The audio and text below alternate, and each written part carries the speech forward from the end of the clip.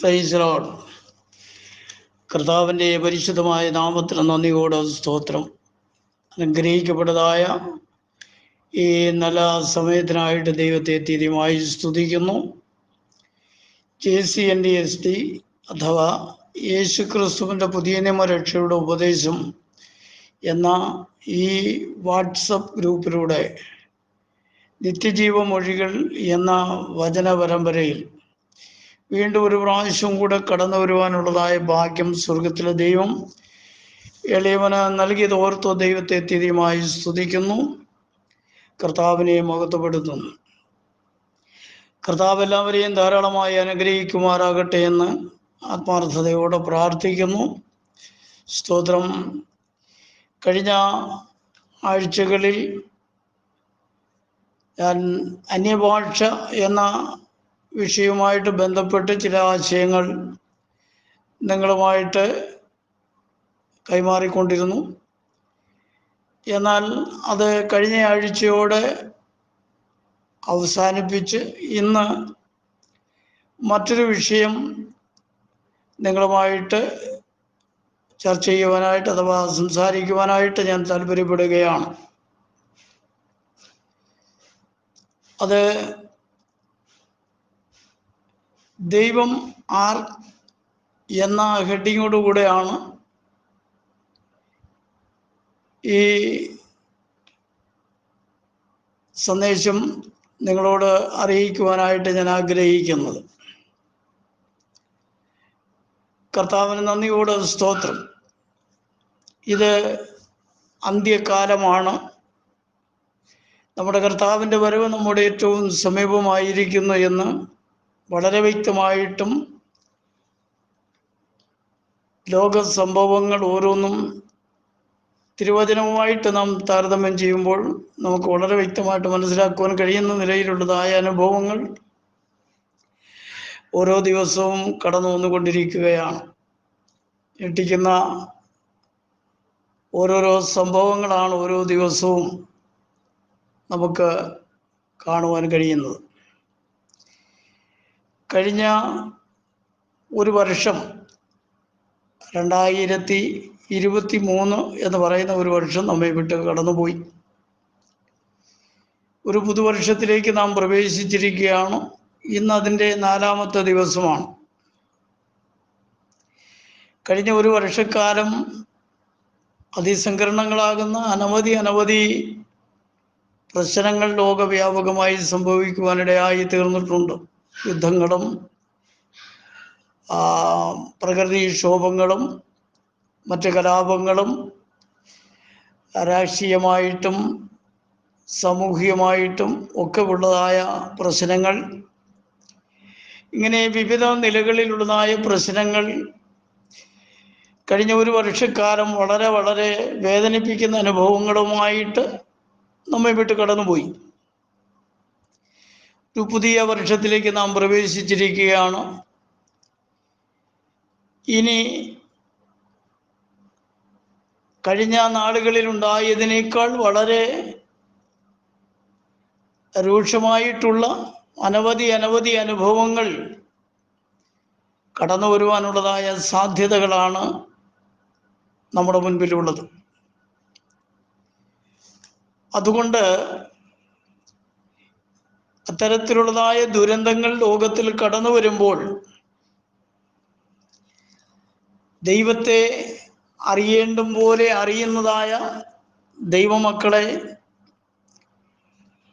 ദൈവം യാതൊരു കാരണവശാലും ദോഷത്തിൻ്റെ വഴികളിൽ നിൽക്കുവാൻ ഇടവരാതെ സ്വർഗത്തിലെ ദൈവത്തിൻ്റെ കരങ്ങളിൽ ഓരോ വ്യക്തികളെയും വഹിച്ചുകൊള്ളുമെന്നുള്ളതാണ് തിരുവചനത്തിലൂടെ നമുക്ക് മനസ്സിലാക്കുവാൻ കഴിയുന്നത്. അതുകൊണ്ട് ഈ ലോകത്തിന് സംഭവിച്ചു കൊണ്ടിരിക്കുന്നതായ വിപത്തുകളിൽ നിന്നും അനർത്ഥങ്ങളിൽ നിന്നുമൊക്കെ രക്ഷപ്പെടുവാൻ മനുഷ്യരുടെ മുൻപാകെ ഒരേ ഒരു മാർഗം മാത്രമേ ഉള്ളൂ. അവരുടെ പാപ സ്വഭാവങ്ങളെ വിട്ടുതിരിഞ്ഞ് നീതിമാനായ ദൈവത്തിൻ്റെ പാതകളെ പിന്തുടരുക, അവൻ നമുക്ക് നൽകുന്ന നിർദ്ദേശങ്ങളും ആലോചനകളും ഉപദേശങ്ങളും സ്വീകരിച്ച് അവൻ്റെ സന്നിധിയിൽ വിശ്വസ്തമായി നിൽക്കുക.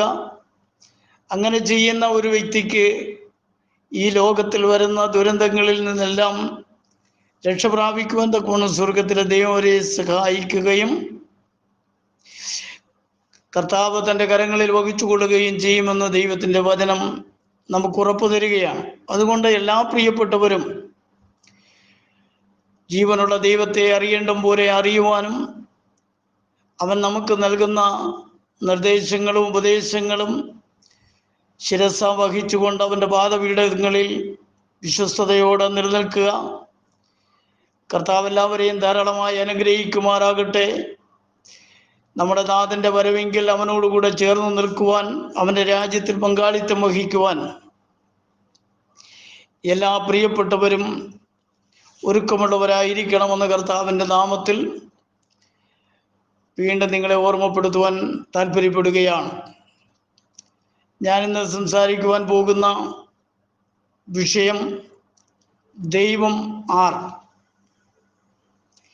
ദൈവം ആരാണ് എന്ന ഒരു തലക്കെട്ടോടുകൂടെയാണ് ഞാൻ ഈ വിഷയം അവതരിപ്പിക്കുവാനായിട്ട് ആഗ്രഹിക്കുന്നത്. ഇതേ തുടർന്ന് ചില കാര്യങ്ങളൊക്കെ സംസാരിക്കുവാനായിട്ട് താല്പര്യമുണ്ട്. ദൈവം അനുവദിച്ചാൽ തുടർന്നുള്ളതായ ദിനങ്ങളിലും സംസാരിക്കുവാൻ ആഗ്രഹിക്കുന്നു. ദൈവം എല്ലാവരെയും ധാരാളമായി അനുഗ്രഹിക്കുമാറാകട്ടെ. ഈ വചനത്തെ ശ്രവിക്കുന്ന എല്ലാ പ്രിയപ്പെട്ടവരെയും കർത്താവ് ധാരാളമായി അനുഗ്രഹിക്കട്ടെ, ശക്തീകരിക്കുമാറാകട്ടെ എന്ന് ആത്മാർത്ഥമായി പ്രാർത്ഥിക്കുകയാണ്. സ്തോത്രം. ലോകത്തിൽ ധാരാളം മതങ്ങളുണ്ട് എന്ന് നമുക്ക് പഠിക്കുവാൻ കഴിയുന്നുണ്ട്.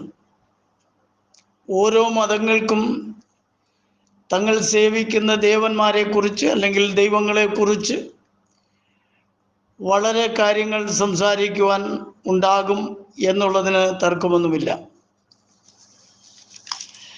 ദൈവം ഉണ്ടെന്ന് വിശ്വസിക്കുന്നവരുണ്ട്, ദൈവം ഇല്ല എന്ന് പഠിപ്പിക്കുന്നവരുമുണ്ട്. ദൈവം ഒരുവനെന്നും വിശ്വസിക്കുന്ന ഒരു കൂട്ടം ഉണ്ട്, എന്നാൽ ഒന്നിലധികം ദൈവങ്ങളുണ്ട് എന്ന് വിശ്വസിക്കുന്നവരും ഭൂമിയിലുണ്ട്. വിവിധ നിലകളിലാണ് ഓരോ മതസ്ഥരായിരിക്കുന്ന ആളുകൾ വിശ്വസിക്കുന്നത്. ക്രിസ്തീയ സമൂഹത്തിൽ തന്നെ വ്യത്യസ്തമാകുന്ന വിശ്വാസ സംഹിതയാണ് നമുക്ക് കാണുവാൻ കഴിയുന്നത്. പലരും ബഹുദൈവ വിശ്വാസികളായി മാറുന്നതായി കാണുവാൻ കഴിയുന്നു. എന്നാൽ ഒരു ചെറിയ കൂട്ടം ആളുകൾ ഏക സത്യദൈവത്തിൽ വിശ്വസിക്കുന്നവരുണ്ട്. ആരാണ് ദൈവം, എന്താണ് ദൈവത്തിൻ്റെ പ്രവൃത്തികൾ,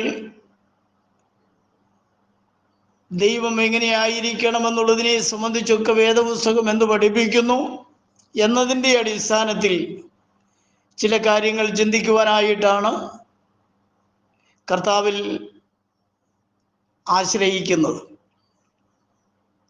കർത്താവ് എല്ലാവരെയും ധാരാളമായി അനുഗ്രഹിക്കുമാറാകട്ടെ. സ്തോത്രം. വിവിധ നിലകളിൽ വിശ്വസിക്കുന്നവരും പഠിപ്പിക്കുന്നവരുമുണ്ട് എന്ന് ഓർമ്മപ്പെടുത്തിയല്ലോ. എന്നാൽ സത്യവും നിത്യവുമായ ആത്മാവായ ദൈവം ഒന്നേ ഉള്ളൂ എന്ന് വേദപുസ്തകം പഠിപ്പിക്കുന്നു. സ്തോത്രം. ദൈവം വിശുദ്ധ ആത്മാവായി സ്ഥിതി ചെയ്യുന്നു എന്ന് പഠിക്കുവാൻ കഴിയുന്നു. അവനിൽ ഏക സാരാംശമാണുള്ളത് എന്നും നാം വിശ്വസിക്കുന്നു. ആത്മാവായ ദൈവത്തിനുണ്ടായിരിക്കേണ്ട വളരെ സുപ്രധാനമായിട്ടുള്ള ചില യോഗ്യതകളെ കുറിച്ച് പ്രാരംഭമായിട്ട് സംസാരിക്കുവാനായിട്ട് ഞാൻ താല്പര്യപ്പെടുകയാണ്. സത്യദൈവം ഒന്നാമതായി സർവശക്തനായിരിക്കണം എന്നുള്ളതാണ് ദൈവവചനത്തിൻ്റെ അടിസ്ഥാനത്തിൽ നമുക്ക് മനസ്സിലാക്കുവാൻ കഴിയുന്നത്. രണ്ടാമതായിട്ട് ആ ദൈവം സർവവ്യാപിയായിരിക്കണം എന്നും പഠിക്കുവാൻ കഴിയുന്നു. മൂന്നാമതായിട്ട് നാം ചിന്തിക്കുമ്പോൾ ആ ദൈവം സർവജ്ഞാനിയായിരിക്കണം.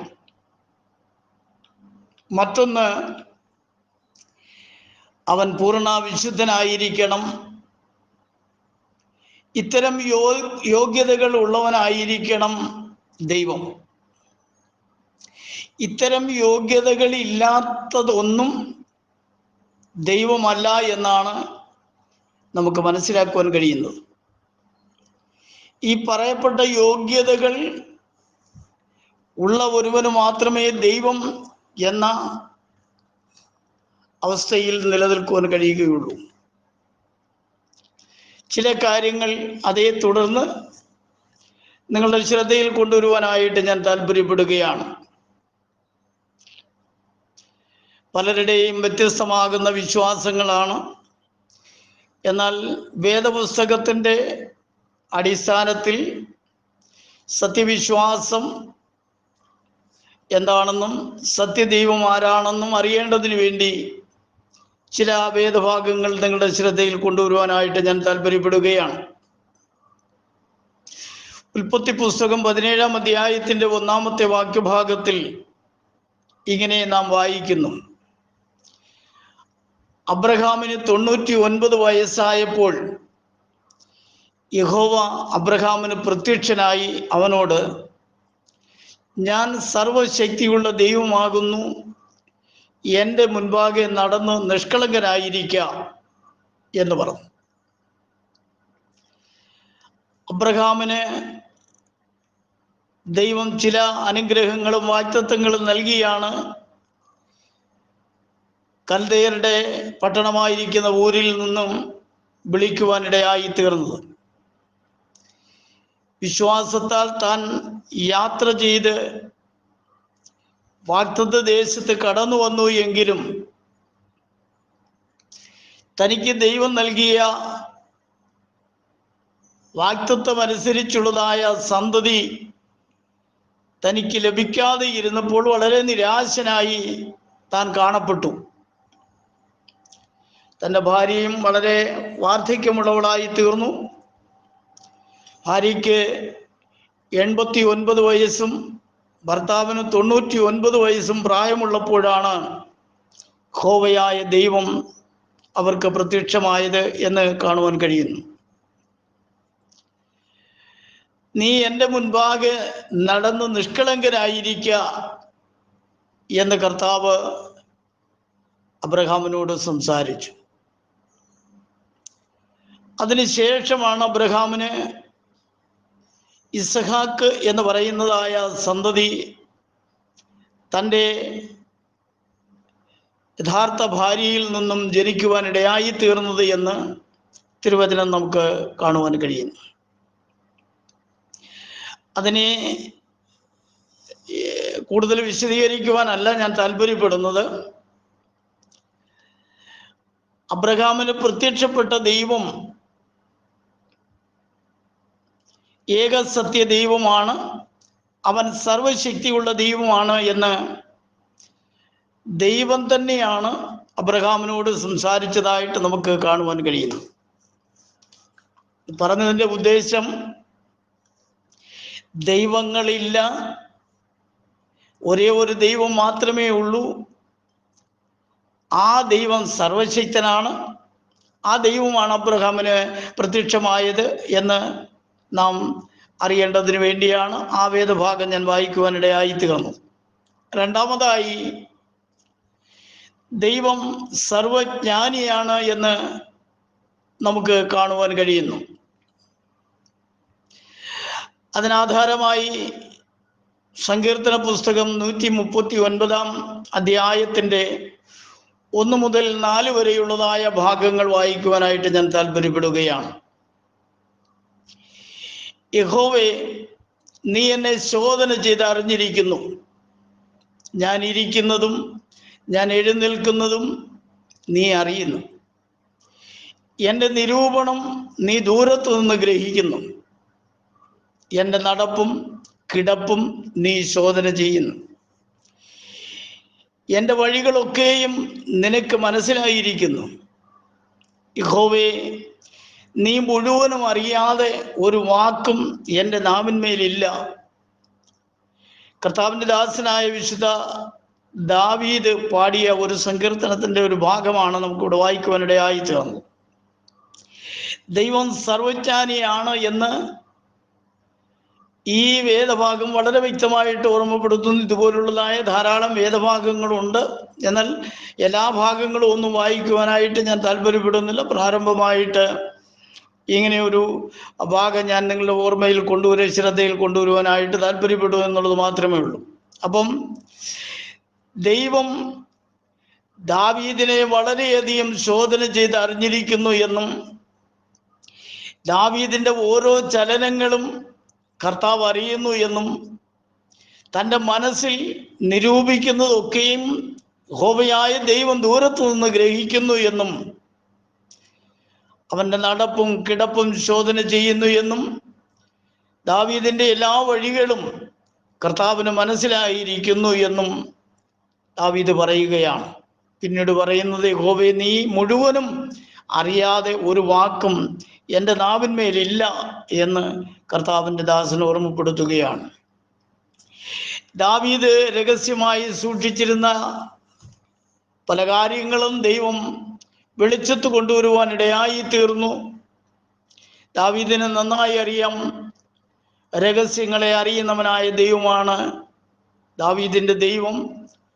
ആ ദൈവത്തെ മറച്ച് അല്ലെങ്കിൽ മറഞ്ഞ് ഒന്നും ആർക്കും ചെയ്യുവാൻ കഴിയുന്നതല്ല എന്ന് കർത്താവിൻ്റെ ദാസൻ വെളിപ്പെടുത്തുകയാണ്. സ്തോത്രം. മൂന്നാമതായിട്ട് അവൻ സർവവ്യാപി ആണ് എന്ന് നമുക്ക് പഠിക്കുവാൻ കഴിയുന്നു. സങ്കീർത്തന പുസ്തകം 139 അധ്യായത്തിൻ്റെ തന്നെ 7 മുതൽ 10 വരെയുള്ളതായ ഭാഗങ്ങൾ നാം ഇങ്ങനെ വായിക്കുന്നു. നിന്റെ ആത്മാവിനെ ഒളിച്ച് ഞാൻ എവിടേക്ക് പോകും? തിരുസന്നിധി വിട്ട് ഞാൻ എവിടേക്ക് ഓടും? ഞാൻ സ്വർഗത്തിൽ കയറിയാൽ നീ അവിടെ ഉണ്ട്, പാതാളത്തിൽ എൻ്റെ കിടക്ക വിരിച്ചാൽ നീ അവിടെ ഉണ്ട്. ഞാൻ ഉഷസ്സിൻ ചിറക് ധരിച്ച് സമുദ്രത്തിൻ്റെ അറ്റത്ത് എന്ന് പാർത്താൽ അവിടെയും നിന്റെ കൈ എന്നെ നടത്തും, നിന്റെ വലം കൈ എന്നെ പിടിക്കും. കർത്താവ് സർവവ്യാപിയാണെന്നുള്ളതിൻ്റെ ഒരു വിശദീകരണമാണ് നമുക്കിവിടെ കാണുവാൻ കഴിഞ്ഞത്. ദാവീദ് തന്നെ പറയുകയാണ്, നിന്റെ ആത്മാവിനെ ഒളിച്ച് ഞാൻ എവിടേക്ക് പോകും? തിരുസന്നിധി വിട്ട് ഞാൻ എവിടേക്ക് ഓടും? ദൈവത്തിൻ്റെ ആത്മാവിനെ ഒളിച്ച് എവിടെയും പോയി ആർക്കും പാർക്കുവാൻ കഴിയുന്നതെല്ലാം തിരുസന്നിധിയിൽ, ദൈവത്തിൻ്റെ സന്നിധി വിട്ട് അല്ലെങ്കിൽ അവൻ്റെ സാന്നിധ്യം ഇല്ലാത്ത ഒരു ഇടവും ഇല്ല എന്നുള്ളതാണ് കർത്താവിൻ്റെ ദാസനെ ഓർമ്മപ്പെടുത്തുന്നത്. ഞാൻ സ്വർഗത്തിൽ കയറിയാൽ നിന്റെ സാന്നിധ്യം അവിടെ ഉണ്ട്, പാതാളത്തിൽ എൻ്റെ കിടക്ക വിരിച്ചാൽ നിന്റെ സാന്നിധ്യം അവിടെയും ഉണ്ട്. ഞാൻ ഉഷസ്സിൻ ചിറക് ധരിച്ച് സമുദ്രത്തിൻ്റെ അറ്റത്തി എന്ന് പാർത്താൽ നിന്റെ സാന്നിധ്യം അവിടെയും ഉണ്ട്, അവിടെയും നിന്റെ കൈ എന്നെ നടത്തും, നിന്റെ വലം കൈ എന്നെ പിടിക്കും എന്ന് കർത്താവിൻ്റെ ദാസനെ ഓർമ്മപ്പെടുത്തുകയാണ്. അപ്പോൾ കർത്താവ് സർവവ്യാപിയാണ് എന്നതിൻ്റെ ആ ഒരു അറിവാണ് നമുക്ക് ഈ വേദഭാഗത്തിലൂടെ ലഭിക്കുന്നത്. അടുത്തതായിട്ട് ദൈവം പരിശുദ്ധനാണ് എന്നതിനെ സംബന്ധിച്ചാണ്. യെശയ്യാവിൻ്റെ പുസ്തകം 6 അധ്യായത്തിൻ്റെ 1 മുതൽ 3 വരെയുള്ളതായ ഭാഗങ്ങൾ വായിക്കുമ്പോൾ, ഉസിയ രാജാവ് മരിച്ചയാണ്ടിൽ കർത്താവ് ഉയർന്നും പൊങ്ങിയുമുള്ള സിംഹാസനത്തിൽ ഇരിക്കുന്നത് ഞാൻ കണ്ടു. യെശയ്യാവ് ദർശിക്കുന്ന ദർശനത്തെ സംബന്ധിച്ചാണ് ഇവിടെ രേഖപ്പെടുത്തിയിരിക്കുന്നത്. അവൻ്റെ വസ്ത്രത്തിൻ്റെ വിളുമ്പുകൾ മന്ദിരത്തെ നിറച്ചിരുന്നു, സാറാഫുകൾ അവന് ചുറ്റും നിന്നു. ഓരോരുത്തന് 6 ചിറകുകൾ ഉണ്ടായിരുന്നു. 2 കൊണ്ടവൻ അവർ മുഖംമൂടി, രണ്ടുകൊണ്ട് കാൽമൂടി, രണ്ടുകൊണ്ട് പറന്നു. ഒരുത്തനോടൊരുത്തൻ, സൈന്യങ്ങളുടെ യഹോവ പരിശുദ്ധൻ, പരിശുദ്ധൻ, പരിശുദ്ധൻ, സർവഭൂമിയും അവൻ്റെ മഹത്വം കൊണ്ട് നിറഞ്ഞിരിക്കുന്നു എന്ന് ആർത്തു പറഞ്ഞു എന്ന് അവിടെ രേഖപ്പെടുത്തിയിരിക്കുകയാണ്. യഹൂദ രാജാവായ ഉസിയ മരിച്ച വർഷത്തിൽ കർത്താവിൻ്റെ ദാസനായ യെശയ്യാവിനുണ്ടായതായ ഒരു ദർശനമാണിത്. കർത്താവ് ഉയർന്നും പൊങ്ങിയുമുള്ള സിംഹാസനത്തിൽ ഇരിക്കുന്നതായിട്ടും അവൻ്റെ വസ്ത്രത്തിൻ്റെ വിളിമ്പുകൾ മന്ദിരത്തെ നിറച്ചിരുന്നതായിട്ടും അവന് കാണുവാൻ കഴിഞ്ഞു. സാറാഫുകൾ, സ്വർഗത്തിലെ ദൂതന്മാർ, സ്തോത്രം, അവന് ചുറ്റും നിന്ന് ഓരോരുത്തൻ 6 ചിറകുകൾ ഉള്ളവരായിരുന്നു. ഒരുത്തനോട് ഒരുത്തൻ അവൻ വിളിച്ചു പറയുകയാണ്, സ്തോത്രം, സൈന്യങ്ങളുടെ യഹോവ പരിശുദ്ധൻ, പരിശുദ്ധൻ, പരിശുദ്ധൻ, സർവഭൂമിയും അവൻ്റെ മഹത്വം കൊണ്ട് നിറഞ്ഞിരിക്കുന്നു എന്നവർ ആർത്തു പറഞ്ഞു എന്നാണ്. ഞാൻ പറഞ്ഞു വന്നതിൻ്റെ സാരം, യഥാർത്ഥമായ ദൈവം സർവശക്തനാണ്, സർവവ്യാപിയാണ്, സർവജ്ഞാനിയാണ്, പരിശുദ്ധിയിൽ അധിവസിക്കുന്നവനാണ്. ഇത്തരം യോഗ്യതയുള്ള ഒരു ദൈവമാണ് യഥാർത്ഥ ദൈവം. ഇത്തരം യോഗ്യതയില്ലാത്ത ഒന്നും ദൈവമാണ് എന്ന് പറയുവാൻ കഴിയുന്നില്ല. അത് ദൈവവുമല്ല. സ്തോത്രം. മറ്റൊരു കാര്യം കൂടെ നാം മനസ്സിലാക്കേണ്ടതിന് വേണ്ടി, പഴയ നിയമ പുസ്തകങ്ങൾ പഠിക്കുമ്പോൾ യഹോവയായ ദൈവം സർവശക്തനും, സർവവ്യാപിയും, സർവജ്ഞാനിയും, പരിശുദ്ധനുമാകുന്നു എന്ന് വളരെ വ്യക്തമായിട്ട് നമുക്ക് പഠിക്കുവാൻ കഴിഞ്ഞു. സ്തോത്രം. പുതിയ നിയമ പുസ്തകം പഠിക്കുമ്പോൾ ഈ മേൽ ഉദ്ധരിച്ച എല്ലാ യോഗ്യതകളും കർത്താവായ യേശു ക്രിസ്തുവിൽ ഉള്ളതായി കാണുകയാണ്. സ്തോത്രം. വെളിപ്പാട് പുസ്തകം 1-ാം അധ്യായത്തിന്റെ 8-ാമത്തെ വാക്യഭാഗത്തിൽ ഞാൻ അൽഫയും ഒമേഗയും ആകുന്നു എന്ന് ഇരിക്കുന്നവനും ഇരുന്നവനും വരുന്നവനുമായി സർവശക്തിയുള്ള ദൈവമായ കർത്താവ് അരുളി ചെയ്യുന്നു എന്നിവിടെ കാണുവാൻ കഴിയുന്നു. ഞാനാണ് ഒന്നാമത്തവനും, ഞാനാണ് ഒടുക്കത്തവനും, ഞാനാണ് ഇപ്പോൾ ഇരിക്കുന്നവൻ, മുൻപ് ഇരുന്നവൻ ഞാനായിരുന്നു, ഇനി വരുന്നവനും ഞാനാകുന്നു എന്ന് സർവശക്തിയുള്ള ദൈവമായ കർത്താവ് അരുളി ചെയ്യുന്നു എന്നാണ് അവിടെ രേഖപ്പെടുത്തിയിരിക്കുന്നത്. സ്തോത്രം. മുകളിൽ പറഞ്ഞിരിക്കുന്നതെല്ലാം യഹോവയാണ്, സർവശക്തനെന്നാണ്. എന്നാൽ ഇവിടെ പറഞ്ഞിരിക്കുന്ന കർത്താവായ യേശു ക്രിസ്തുവാണ് സർവശക്തിയുള്ള ദൈവമെന്ന് ഇവിടെ രേഖപ്പെടുത്തിയിരിക്കുകയാണ്. സ്തോത്രം. അടുത്തതായി സർവവ്യാപി എന്നതിനെ സംബന്ധിച്ചാണ്. മത്തായിയുടെ സുവിശേഷം 18-ാം അധ്യായത്തിന്റെ 19-ാമത്തെ വാക്യഭാഗം വായിക്കുമ്പോൾ, 2 or 3 പേർ എൻ്റെ നാമത്തിൽ കൂടി വരുന്നിടത്തൊക്കെയും ഞാൻ അവരുടെ നടുവിലുണ്ട് എന്നും ഞാൻ നിങ്ങളോട് പറയുന്നു എന്ന് കർത്താവ് തൻ്റെ ശിഷ്യ സമൂഹത്തോട് പറയുവാനിടയായി തീർന്നു. ഭൂമിയുടെ ഏതൊരു ഭാഗത്തായിരുന്നാലും, അത് കേരളത്തിലെന്നോ യെരുശലേമിലെന്നോ അമേരിക്കയിലെന്നോ ലണ്ടനിലെന്നോ ഫ്രാൻസിലെന്നോ ഏത് രാജ്യത്തായിരുന്നാലും, കർത്താവായ യേശു ക്രിസ്തുവിൻ്റെ നാമത്തിൽ 2 or 3 പേർ വിശ്വാസത്താൽ കൂടി വരുന്നവരുടെ മധ്യത്തിൽ കർത്താവിൻ്റെ സാന്നിധ്യമുണ്ട് എന്നാണ് ഇവിടെ രേഖപ്പെടുത്തിയിരിക്കുന്നത്.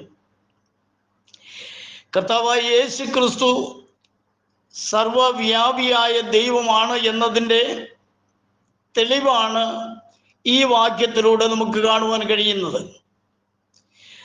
അവൻ്റെ നാമത്തിൽ കൂടി വരുന്നവരുടെ മധ്യത്തിൽ അവനുണ്ട് എന്ന് പറയുമ്പോൾ, സ്തോത്രം, കർത്താവ് തന്നെ പറഞ്ഞു, ഞാൻ എൻ്റെ പിതാവിൻ്റെ നാമത്തിൽ വന്നിരിക്കുകയാണ്, പക്ഷേ നിങ്ങൾ അധികം പേരും എന്നെ കൈക്കൊള്ളുന്നില്ല. മറ്റൊരുവൻ സ്വന്തം നാമത്തിൽ കടന്നു വന്നാൽ അവനെ നിങ്ങൾ കൈക്കൊള്ളും.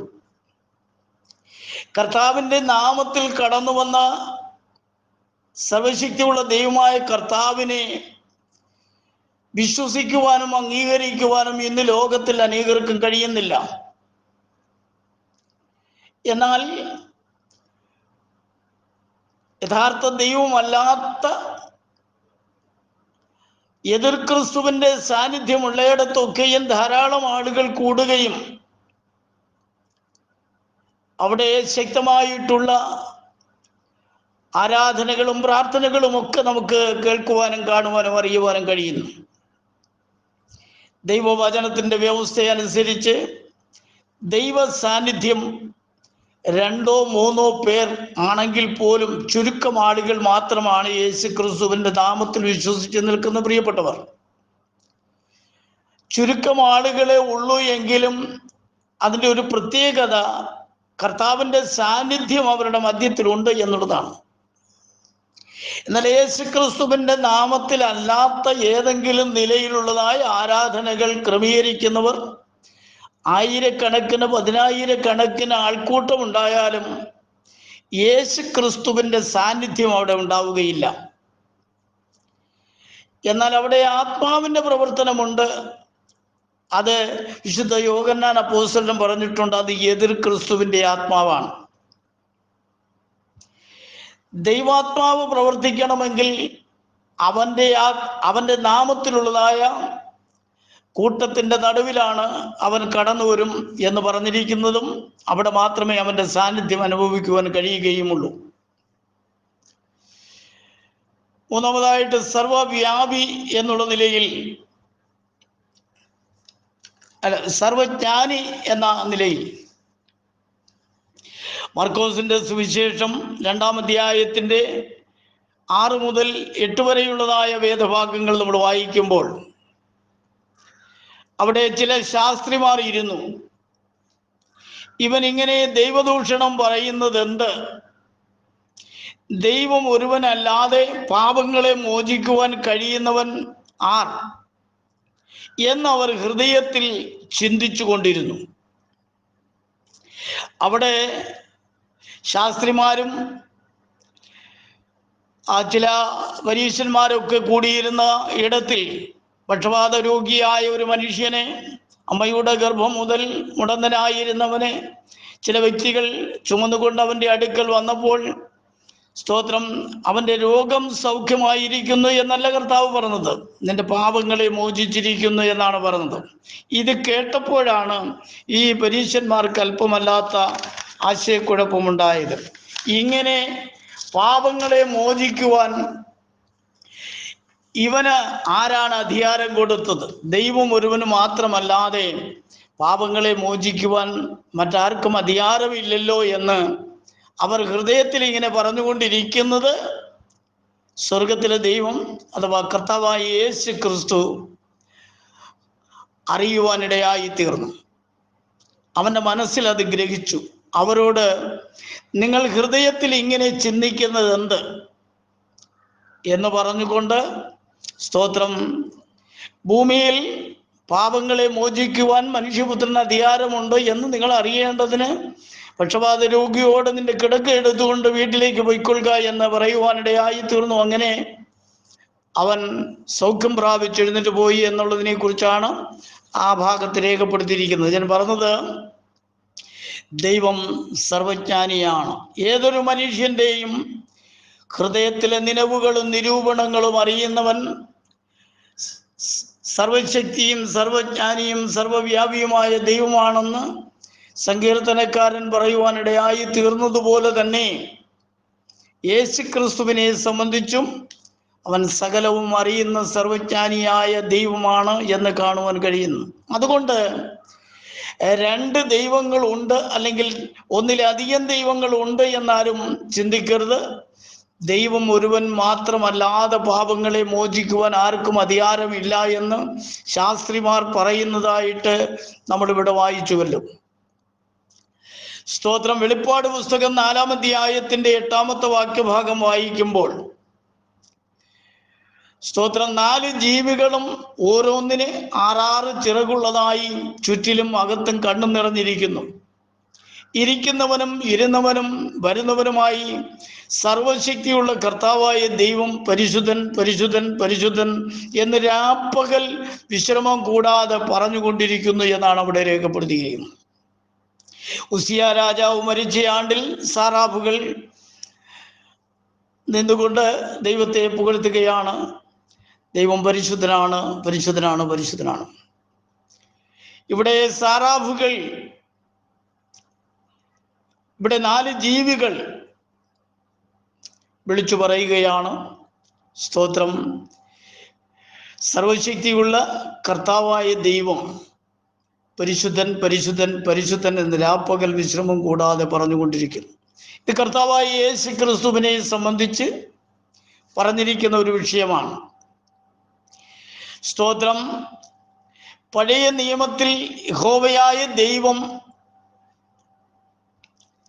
അവനുണ്ടായിരുന്ന അതേ കഴിവുകളും അധികാരങ്ങളും ശക്തിയും കർത്താവായ യേശു ക്രിസ്തുവിനുണ്ടായിരുന്നതായി ഈ വേദഭാഗങ്ങൾ നമ്മൾ പഠിക്കുമ്പോൾ മനസ്സിലാക്കുവാൻ കഴിയുന്നു. അതുകൊണ്ട് പഴയ നിയമത്തിലെ യഹോവ തന്നെ പുതിയ നിയമത്തിലെ യേശു ക്രിസ്തു എന്നും അവനല്ലാതെ സർവശക്തിയുള്ള ഒരു ദൈവം വേറെ ഇല്ല എന്നും ദൈവവചനം വളരെ വ്യക്തമായിട്ട് നമ്മെ പഠിപ്പിക്കുകയാണ്. സ്തോത്രം. ദൈവത്തെ സംബന്ധിച്ച് വികലങ്ങളാകുന്ന ചിന്തകളും വിവിധ നിലകളിലുള്ളതായ ഉപദേശങ്ങളും പഠിപ്പിക്കലുകളൊക്കെ ലോകത്തിൽ നിന്ന് സ്തോത്രം വളരെ വളരെ കീർത്തിപ്പെട്ടുകൊണ്ടിരിക്കുകയാണ്. എന്നാൽ അനേകരും ഇതിൻ്റെ വസ്തുതകൾ അറിയാതെയാണ് പലരും സ്തോത്രം വിശ്വാസത്തിൽ നിലനിൽക്കുന്നത്. എന്നാൽ സത്യം ഗ്രഹിച്ചുകൊണ്ട് സത്യത്തിന് വേണ്ടി നിലകൊള്ളേണ്ടത് ആവശ്യമാണ് എന്ന് ഈ വചനഭാഗങ്ങളിലൂടെ ഞാൻ നിങ്ങളെ ഓർമ്മപ്പെടുത്തുവാൻ താല്പര്യപ്പെടുകയാണ്. മത്തായിയുടെ സുവിശേഷം 19-ാം അധ്യായത്തിന്റെ 16-17 വാക്യഭാഗങ്ങൾ വായിക്കുമ്പോൾ, അനന്തരം ഒരുത്തൻ വന്ന് അവനോട്, ഗുരു, നിത്യജീവനെ പ്രാപിപ്പാൻ ഞാൻ എന്ത് ചെയ്യണമെന്ന് ചോദിച്ചു. അതിനവൻ, എന്നോട് നന്മയെക്കുറിച്ച് ചോദിക്കുന്നത് എന്ത്? നല്ലവൻ ഒരുത്തനേ ഉള്ളൂ. ജീവനിൽ കടക്കുവാൻ ഇച്ഛിക്കുന്നു എങ്കിൽ കൽപ്പനകളെ പ്രമാണിക്ക എന്ന് അവനോട് പറഞ്ഞു. നിത്യജീവനെ അവകാശമാക്കുവാൻ എന്താണ് ചെയ്യേണ്ടത് എന്ന് ഒരുത്തൻ വന്ന് യേശുവിനോട് ചോദിക്കുകയാണ്. യേശു പറഞ്ഞു, എന്നെ നല്ലവനെന്ന് നീ വിളിക്കുന്നത് എന്ത്? നല്ലവൻ ഒരുത്തൻ മാത്രമേ ഉള്ളൂ, അത് സാക്ഷാൽ ദൈവമാണ്. ജീവനിൽ കടക്കുവാനായിട്ട് നീ ഇച്ഛിക്കുന്നു എങ്കിൽ കൽപ്പനകളെ പ്രമാണിക്ക എന്ന് അവനോട് പറഞ്ഞു. എന്താണ് കൽപ്പന എന്ന് നമുക്ക് നോക്കാം. ആവർത്തന പുസ്തകം 6-ാം അധ്യായത്തിന്റെ 4-ാമത്തെ വാക്യഭാഗം നമുക്ക് എല്ലാവർക്കും അറിയാവുന്ന വേദഭാഗമാണ്.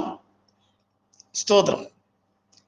അവിടെ ഇങ്ങനെയാണ് രേഖപ്പെടുത്തിയിരിക്കുന്നത്, ഇസ്രായേലേ കേൾക്കാം, യഹോവ നമ്മുടെ ദൈവമാകുന്നു, യഹോവ ഏകൻ തന്നെ. അപ്പോ ഒന്നിലധികം ദൈവമില്ല എന്ന് ഇവിടെ മോശെ മുഖാന്തരം സ്വർഗത്തിലെ ദൈവം സംസാരിക്കുന്നതായിട്ടാണ് നമുക്ക് കാണുവാൻ കഴിയുന്നത്. ഇസ്രായേലേ നീ കേൾക്ക, യഹോവയാണ് നമ്മുടെ ദൈവം, യഹോവ ഏകനാണ്, ഒരുവൻ മാത്രമാണ്. ആ ഏകനായ ദൈവത്തെ സംബന്ധിച്ച് അടുത്ത വാക്യത്തിൽ പറയുന്നത്, നിന്റെ ദൈവമായ യഹോവയെ നീ പൂർണ്ണ ഹൃദയത്തോടും പൂർണ്ണ മനസ്സോടും പൂർണ്ണ ശക്തിയോടും കൂടെ സ്നേഹിക്കണം. ഇതാണ് ഏറ്റവും സുപ്രധാനമായിട്ടുള്ള കൽപ്പന. നിന്റെ ദൈവം ഏകനാണെന്ന് നീ വിശ്വസിക്കണം. ആ ഏകനായ ദൈവത്തെ നീ പൂർണ്ണ ഹൃദയത്തോടും പൂർണ്ണ മനസ്സോടും പൂർണ്ണ ശക്തിയോടും കൂടെ സ്നേഹിക്കണം എന്നതാണ് പ്രധാനപ്പെട്ട കൽപ്പനയായിട്ട് ഇസ്രായേലിന് നൽകിയിരിക്കുന്നത്. അപ്പോൾ നിത്യജീവനെ അവകാശമാക്കണമെന്നുണ്ടെങ്കിൽ നീ കൽപ്പനകളെ പ്രമാണിക്കുക എന്നാണ് കർത്താവ് അവനോട് പറയുവാനിടയായി തീർന്നു. മർക്കോസിന്റെ സുവിശേഷം 12-ാം അധ്യായത്തിന്റെ 29-30 വാക്യഭാഗങ്ങൾ വായിക്കുമ്പോൾ അതിന് യേശു എല്ലാത്തിലും മുഖ്യ കൽപ്പനയോ ഇസ്രായേലെ കേൾക്ക, നമ്മുടെ ദൈവമായ കർത്താവ് ഏക കർത്താവ്. നിന്റെ ദൈവമായ കർത്താവിനെ നീ പൂർണ്ണ ഹൃദയത്തോടും പൂർണ്ണാത്മാവോടും പൂർണ്ണ ശക്തിയോടും പൂർണ്ണ മനസ്സോടും കൂടെ സ്നേഹിക്കണമെന്നാകുന്നു ഏറ്റവും മുഖ്യവും പ്രധാനവുമായ കൽപ്പന എന്ന് കർത്താവ് പറയുവാനിടയായി തീർന്നു. യഹോവയാണ് ഏകദൈവം എന്ന് ആവർത്തന പുസ്തകത്തിൽ നാം വായിച്ചു എങ്കിൽ ഇവിടെ പറഞ്ഞിരിക്കുന്നത് നിന്റെ ദൈവമായ കർത്താവാണ് ഏക കർത്താവ്. ആ കർത്താവ് യേശു ക്രിസ്തു എന്ന ഏക കർത്താവ് മാത്രമാണ് നമുക്കുള്ളത് എന്നും ദൈവവചനം പഠിപ്പിക്കുന്നു.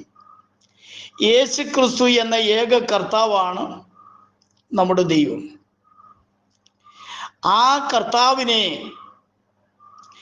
പൂർണ്ണ ഹൃദയത്തോടും പൂർണ്ണ ആത്മാവോടും പൂർണ്ണ മനസ്സോടും പൂർണ്ണ ശക്തിയോടും കൂടെ സ്നേഹിക്കണം എന്നുള്ളതാണ് ഏറ്റവും മുഖ്യവും പ്രധാനവുമായ കൽപ്പന എന്ന് ദൈവവചനത്തിലൂടെ നമുക്ക് കാണുവാൻ കഴിയുകയാണ്.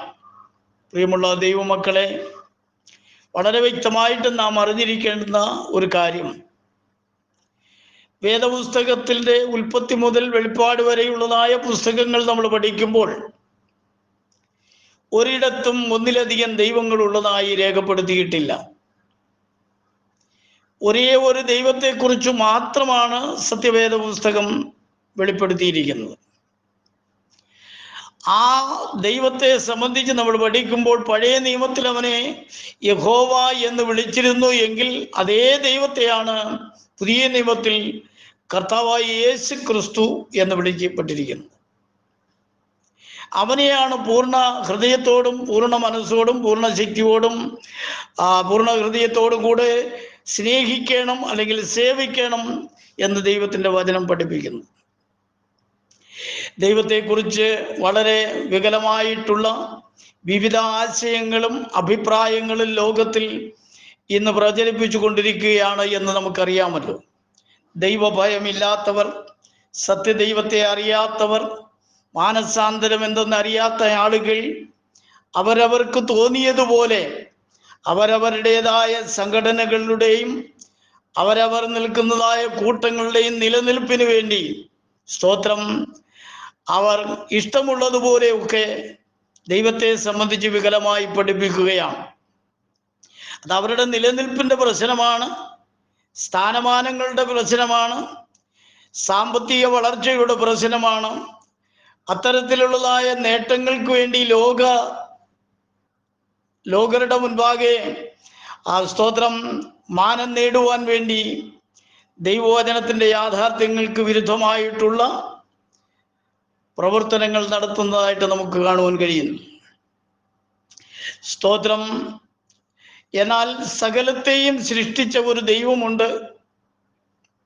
ആ ദൈവം സർവശക്തനും സർവജ്ഞാനിയും സർവവ്യാപിയും സമ്പൂർണമായും പരിശുദ്ധിയിൽ വസിക്കുന്നവനുമാകുന്നു എന്ന് വേദപുസ്തകം വളരെ വ്യക്തമായിട്ട് നമ്മെ ഓർമ്മപ്പെടുത്തുകയാണ്. സ്തോത്രം. ആ ഒരു ദൈവമല്ലാതെ മറ്റൊരു ദൈവമില്ല എന്ന് വേദപുസ്തകം പഠിപ്പിക്കുമ്പോൾ മനുഷ്യൻ ഒന്നിലധികം ദൈവങ്ങളുണ്ടെന്ന് പഠിപ്പിക്കുകയും വിവിധമാകുന്ന നിലകളിൽ അതിനെ ചിത്രീകരിക്കുവാൻ ശ്രമിക്കുകയും ചെയ്യുന്നു. മഹാപാതകമാണ് എന്ന് അത്തരം ഉപദേശങ്ങൾ പ്രചരിപ്പിക്കുന്നതായ വ്യക്തിജീവിതങ്ങൾ ഗ്രഹിക്കുമെങ്കിൽ തീർച്ചയായിട്ടും അവർക്ക് ഇനിയും മാനസാന്തരപ്പെടുവാനും സത്യത്തെ അറിഞ്ഞ് സത്യത്തിന് വേണ്ടി ജീവിക്കുവാനും ഒക്കെയുള്ളതായ അവസരമുണ്ട്. കർത്താവിൻ്റെ വരവോളം അതിനുള്ളതായ സമയം കർത്താവ് ക്രമീകരിച്ചിട്ടുണ്ട്. എന്നാൽ തങ്ങൾ പിടിച്ച മുയലിന് 3 കൊമ്പ് എന്ന രീതിയിൽ മസിൽ പിടിച്ച് നിൽക്കുകയാണെങ്കിൽ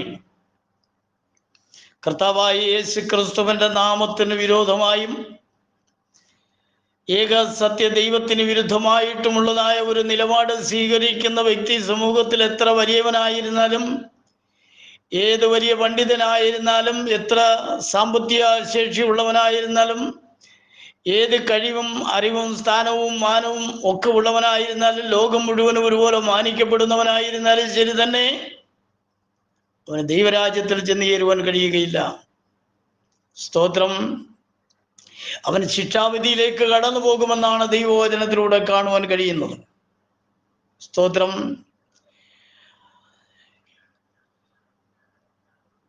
ജീവനുള്ള ദൈവത്തെ ആത്മാവിലും സത്യത്തിലും എല്ലാ മനുഷ്യരും ആരാധിക്കണമെന്നുള്ളതാണ് ദൈവം ആവശ്യപ്പെടുന്നത്.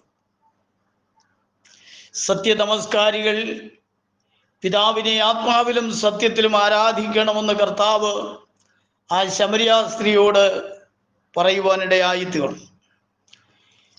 ശമരിയ സ്ത്രീക്കൊരു സംശയമുണ്ടായിരുന്നു.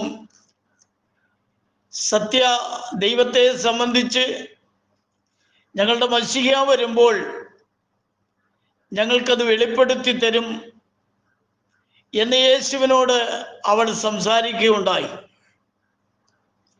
എന്നാൽ കർത്താവ് അവളോട് പറഞ്ഞത്, സ്ത്രീയെ, നിന്നോട് ഈ സംസാരിക്കുന്ന ഞാൻ തന്നെയാണ് മശിഹ,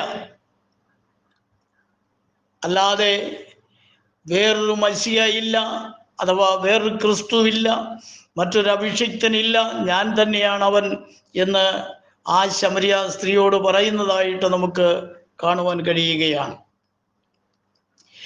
പ്രിയമുള്ള ശ്രോതാക്കളെ, ദൈവമക്കളെ, ദൈവവചനത്തിൻ്റെ യാഥാർത്ഥ്യങ്ങളെ നമുക്ക് തിരിച്ചറിയുവാൻ കഴിയണമെങ്കിൽ ദൈവവചനം വ്യവസ്ഥ ചെയ്തിരിക്കുന്ന ചില കാര്യങ്ങൾ കൂടെ നമ്മൾ ചിന്തിക്കേണ്ടത് ആവശ്യമാണ്. യോഹന്നാന്റെ സുവിശേഷം 16-ാം അധ്യായത്തിന്റെ 13-ാമത്തെ വാക്യഭാഗത്തിൽ നമ്മൾ വായിക്കുന്നത്, സത്യത്തിന്റെ ആത്മാവ് വരുമ്പോഴോ അവൻ നിങ്ങളെ സകല സത്യത്തിലും വഴി നടത്തും. അവൻ സ്വയമായി സംസാരിക്കാതെ താൻ കേൾക്കുന്നത് സംസാരിക്കുകയും വരുവാനുള്ളത് നിങ്ങൾക്ക് അറിയിച്ചു തരികയും ചെയ്യും എന്ന് പറഞ്ഞു. അപ്പൊ സത്യത്തിന്റെ ആത്മാവ് ഒരുവനിൽ വരുമ്പോഴാണ് അവൻ സത്യത്തിൽ വഴി നടക്കുവാനിടയായി തീരുന്നത്. ഈ ആത്മാവ് അങ്ങനെയുള്ള ഒരു വ്യക്തിയെ സകല സത്യത്തിലും വഴി നടത്തുന്ന ആത്മാവാണ്. എന്നാൽ സത്യത്തിന്റെ ആത്മാവ് ഒരുവനിൽ വരാതെ ഇരുന്നാൽ അവനെ നയിക്കുന്ന ആത്മാവ് വ്യാജത്തിന്റെ ആത്മാവാണ്, അഥവാ എതിർ ക്രിസ്തുവിന്റെ ആത്മാവാണ്. അവനെ ശരിയായ വഴിയിലൂടെയല്ല ആ ആത്മാവ് നയിക്കുന്നത്. അവനെ, സ്തോത്രം, നയിക്കുന്ന ആത്മാവ്, ഈ ആത്മാവിന് അന്ത്യമായിട്ട് ലഭിക്കുന്ന സ്ഥാനം എവിടെയോ അവിടേക്ക് കൊണ്ടുപോകുവാൻ വേണ്ടിയാണ് സകല ആടുകളെ അവൻ വശീകരിച്ചു കൊണ്ടുപോകുന്നത്. ദൈവവചനം പറയുന്നത്, പിശാചിനും അവന്റെ ദൂതന്മാർക്കും ഒരുക്കിയിരിക്കുന്നത് നിത്യാഗ്നിയാണ്. വ്യാജ ഉപദേശങ്ങൾ സ്വീകരിച്ച് വ്യാജാത്മാവിന്റെ നിയന്ത്രണത്തിൽ ഞാനും ക്രിസ്ത്യാനിയാണ്, ദൈവവൈദ്യനാണ്, പെന്തക്കോസുകാരനാണ്, പെന്തക്കോസുകാരിയാണ് എന്നൊക്കെ പറഞ്ഞുകൊണ്ട് ജീവിക്കുന്നതായ വ്യക്തി ജീവിതങ്ങളെ അവനെ നയിക്കുന്ന ആത്മാവ് നയിച്ചു കൊണ്ട് പോകുന്നത് എവിടേക്കാണെന്നറിയാമോ? നിത്യാഗ്നിയിലേക്കാണ്. അതാർക്കും സംഭവിക്കരുത്, ആരും ആ സ്ഥാനത്ത് ചെന്ന് അകപ്പെടുവാൻ ഇടയാകരുത് എന്ന് ആഗ്രഹിച്ചുകൊണ്ടാണ് നിങ്ങൾ പല നിലകളിൽ പരിഹസിക്കുമ്പോഴും നിന്ദിക്കുമ്പോഴും ആക്ഷേപിക്കുമ്പോഴും എതിർക്കുമ്പോഴും പല നിലകളിലുള്ളതായ ദുർവ്യാഖ്യാനങ്ങൾ നടത്തുമ്പോഴും ഇതെല്ലാം സഹിച്ചും വഹിച്ചും കൊണ്ട് ഒരു കൂട്ടം പാവപ്പെട്ട ദൈവദാസന്മാർ ദൈവവചനത്തിൻ്റെ യാഥാർത്ഥ്യം നിങ്ങളോട് സംസാരിക്കുന്നത് നിങ്ങൾ ആരും നഷ്ടപ്പെട്ടു പോകരുത് എന്ന് ആഗ്രഹിച്ചുകൊണ്ടാണ്. ആരുടെയും ഒരു നയ പൈസ പോലും ഞങ്ങൾ കൈപ്പറ്റിക്കൊണ്ടല്ല ഈ പ്രവൃത്തി ചെയ്യുന്നത്. ഇതിനെല്ലാം പ്രതിഫലം സ്വർഗത്തിലുണ്ട് എന്ന് അറിഞ്ഞുകൊണ്ട് കർത്താവിൻ്റെ നാമത്തിനു വേണ്ടി നിലകൊള്ളുകയാണ്. ആരുടെയും ധനം സമ്പാദിക്കുവാനോ ആരുടെയെങ്കിലും മറ്റേതെങ്കിലും സ്ഥാനമാനങ്ങൾക്ക് വേണ്ടിയോ നേട്ടങ്ങൾക്ക് വേണ്ടിയോ അല്ല കർത്താവിൻ്റെ നാമത്തെ ഉയർത്തുന്നത്. സ്തോത്രം. ജീവനുള്ള ദൈവത്തെക്കുറിച്ച് അറിയുവാനുള്ളതായ ഭാഗ്യം സ്വർഗത്തിലെ ദൈവം നൽകിയത് കൊണ്ട് ആ ദൈവത്തെ ഉയർത്തുകയാണ്. സ്തോത്രം. സത്യത്തിൻ്റെ ആത്മാവ് നിങ്ങളിൽ വസിക്കുന്നു എങ്കിൽ മാത്രമേ നിങ്ങൾക്ക് സത്യത്തിൽ ജീവിക്കുവാൻ കഴിയുകയുള്ളൂ. സത്യത്തിൻ്റെ ആത്മാവ് നിങ്ങളുടെ മേൽ വരുവാനിടയായി തീരണമെങ്കിൽ ദൈവവചനം വെച്ചിരിക്കുന്ന വ്യവസ്ഥ അപ്പോസ്തല പ്രവൃത്തി 2-ാം അധ്യായത്തിന്റെ 38-ാമത്തെ വാക്യഭാഗമാണ്. ദൈവം തന്റെ സഭയ്ക്ക് നൽകിയിരിക്കുന്ന അടിസ്ഥാന ഉപദേശം, നിങ്ങൾ മാനസാന്തരപ്പെട്ട് നിങ്ങളുടെ പാപങ്ങളുടെ മോചനത്തിനായി ഓരോരുത്തൻ യേശുക്രിസ്തുവിന്റെ നാമത്തിൽ സ്നാനമേൽപ്പീൻ, എന്നാൽ പരിശുദ്ധാത്മാവെന്ന ദാനം ലഭിക്കും. യേശുക്രിസ്തുവിന്റെ നാമത്തിൽ സ്നാനമേൽക്കുന്നതിന് സ്തോത്രം പ്രയാസമുള്ള പലരും ഉണ്ട്. അത് പഠിപ്പിക്കുവാൻ പ്രയാസപ്പെടുന്നവരുണ്ട്, അത് അംഗീകരിക്കുവാൻ പ്രയാസപ്പെടുന്നവരുണ്ട്. പക്ഷെ ഒരു കാര്യം മനസ്സിലാക്കിക്കൊള്ളണം, യേശുക്രിസ്തുവിന്റെ നാമത്തിൽ സ്നാനമേൽക്കാതെ മാനസാന്തരപ്പെട്ടവനായാൽ പോലും അവന്റെ പാപം മോചിക്കപ്പെടുന്നില്ല. പാപം മോചിക്കപ്പെടാതിരിക്കുന്നവന്റെ മേൽ ദൈവത്തിന്റെ പരിശുദ്ധാത്മാവിനെ ലഭിക്കുകയില്ല. അവനെ വ്യാജാത്മാവ് നയിച്ചു കൊണ്ടുപോകുവാനിടയായിത്തീരും. വ്യാജാത്മാവ് നയിച്ചു കൊണ്ടുപോകുന്നത് എവിടേക്കാണെന്ന് മുൻപേ ഞാൻ ഓർമ്മപ്പെടുത്തിയല്ലോ. എന്നെ കേൾക്കുന്ന പ്രിയമുള്ളവരെ, സമയത്തിന്റെ പരിമിതി കൊണ്ട് ഞാൻ നിർത്തുകയാണ്. മറ്റൊരുത്തനിലും രക്ഷയില്ല. നാം രക്ഷിക്കപ്പെടുവാൻ ആകാശത്തിന്റെ കീഴിൽ മനുഷ്യരുടെ ഇടയിൽ നൽകപ്പെട്ട ഒരേ ഒരു നാമം കർത്താവായ യേശുക്രിസ്തുവിന്റെ നാമം മാത്രമാണ്. ആ നാമത്തെ മറച്ചു പിടിക്കുവാനോ ഒളിച്ചു വയ്ക്കുവാനും അതിനെ എതിർത്തു നിൽക്കുവാനും ഈ ഭൂതലത്തിൽ ഒരുത്തനും കഴിയുകയില്ല. അങ്ങനെ ചെയ്യുന്നുവെങ്കിൽ അതിൻ്റെ പരിണിത ഫലവും അവനിൽ കാണുവാൻ കഴിയും. ദൈവം എല്ലാവരെയും ധാരാളമായി അനുഗ്രഹിക്കട്ടെ. കർത്താവായ യേശുക്രിസ്തുവിൽ വിശ്വസിച്ച് ജീവരക്ഷ പ്രാപിക്കുവാൻ എല്ലാവർക്കും കർത്താവിൻ്റെ നാമത്തിലൊരു ബുദ്ധിപദേശം നൽകിക്കൊണ്ട് ഞാൻ ഇന്ന് പകൽക്കാലം ഈ വാക്കുകളെ നിർത്തുന്നു. ദൈവം അനുവദിച്ചാൽ ഇതിൻ്റെ ബാക്കി ഭാഗങ്ങൾ സ്തോത്രം അറിവുള്ളിടത്തോളം വീണ്ടും സംസാരിക്കുവാൻ താല്പര്യപ്പെടുന്നു. ദൈവം അനുഗ്രഹിക്കട്ടെ. എനിക്ക് വേണ്ടി സമയത്തെ അനുവദിച്ചു തന്ന എല്ലാ പ്രിയപ്പെട്ടവർക്കും കർത്താവായ യേശുക്രിസ്തുവിന്റെ നാമത്തിലുള്ള എൻ്റെ സ്നേഹവും നന്ദി അറിയിക്കുന്നു. എന്നെ ഇത്രത്തോളം ബലപ്പെടുത്തിയ സർവ്വബലവനായിരിക്കുന്ന കർത്താവിന് സകല മാനവും മഹത്വവും കരേറ്റിക്കൊണ്ട് വാക്കുകൾ നിർത്തുന്നു. നമുക്ക് ഒരു വാക്ക് പ്രാർത്ഥിക്കാം. പരിശുദ്ധനായ ഞങ്ങളുടെ ദൈവമേ, സ്വർഗീയ കർത്താവേ, ഇന്ന് പകൽക്കാലം നിന്റെ സന്നിധിയിൽ അല്പസമയം നിൽക്കുവാൻ കൃപ നൽകിയതുകൊണ്ട് സ്തോത്രം. സംസാരിക്കപ്പെട്ട വചനം കേൾവിക്കാരായിരിക്കുന്ന എല്ലാ പ്രിയപ്പെട്ടവർക്കും അനുഗ്രഹമാക്കി തീർത്താട്ടെ. ഇളയവനെ നീ ബലപ്പെടുത്തിക്കൊണ്ട് സ്തോത്രം. ഈ ഗ്രൂപ്പിനെ അനുഗ്രഹിക്കണം. കർത്താവിന്റെ വിലയേറിയ ദാസന്മാരെയും ദൈവജനത്തെ എല്ലാം അനുഗ്രഹിച്ചാട്ടെ. പ്രാർത്ഥന തിരുമേനി കേട്ടതുകൊണ്ട് സ്തോത്രം. സകല മാനവും മഹത്വവും അനുകരിക്കട്ടെ. യേശു ക്രിസ്തുവിന്റെ തന്നെയുള്ള നാമത്തിൽ തന്നെ ആമേൻ. Praise the Lord. സ്തോത്രം, സ്തോത്രം, സ്തോത്രം, സ്തോത്രം.